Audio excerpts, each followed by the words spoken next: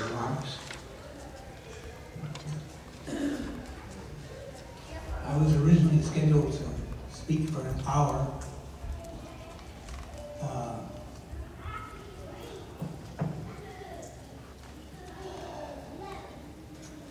An hour speech is quite a burden to produce, deliver, and especially to sit through. So my speech is considerably less than an hour long. I apologize for reading a speech, but I've learned from hard experience that I'm not a good extempore speaker. I originally made notes for this speech that I thought would carry me through, and when I actually tried using them, I found that I would have about 8 minutes of speech. So, one of the questions I've always asked in meetings like this and at telephone conferences is, have you seen anything happening in recent years that gives you hope for the human future? The answer is yes. First reason being what I've seen occurring in the past 20 years, a period that many of my audience might not have been in a position to observe with perspective as I have at my advanced age. And that is the burgeoning awareness that the human future really is in great jeopardy. This awareness is essential to change, is the very foundation of change. I am hopeful too because now I feel sure that something extraordinary is going to happen in your lifetime, if not in mine. I'm talking about something much more extraordinary than has happened in my lifetime, which has included the birth of television, the splitting of the atom, space travel, and instant global communication via the internet. I mean something really extraordinary. During your lifetime, the people of our culture are going to figure out how to live sustainably on this planet.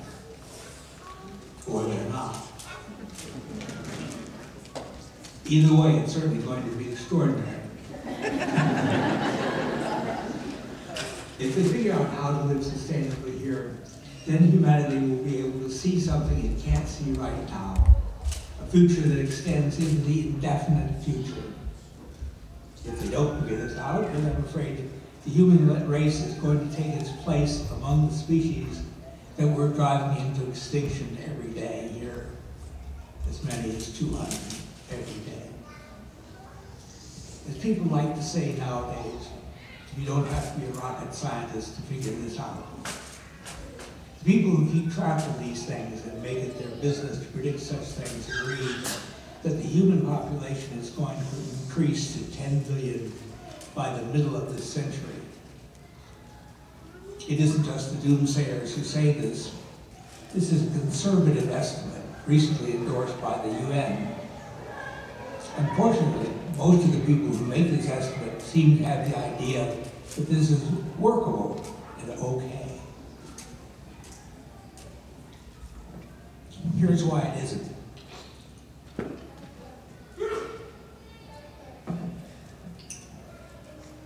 It's obvious that it costs a lot of money and energy to produce all the food we need to maintain our population at 6.5 billion. But there is an additional hidden cost that has to be counted in life forms.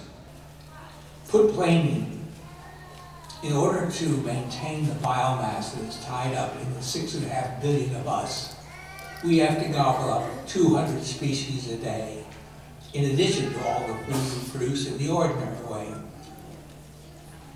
We need the biomass of those 200 species to maintain this biomass, the biomass that is in us.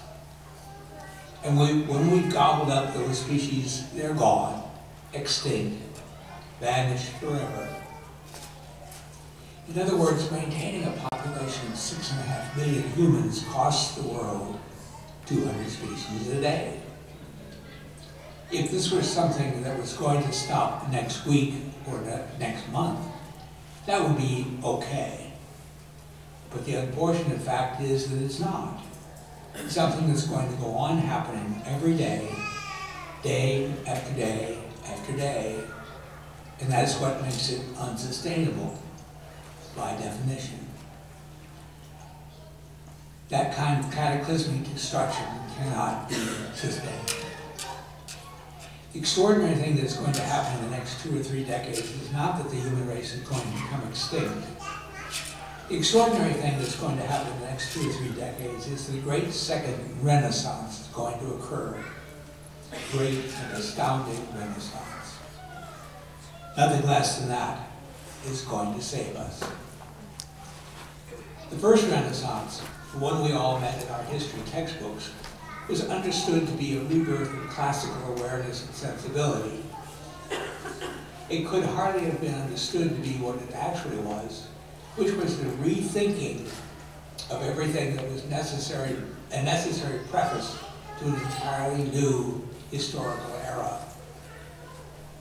A few key medieval ideas were jettisoned during the Renaissance, but they weren't replaced by ideas that would have made sense to classical thinkers.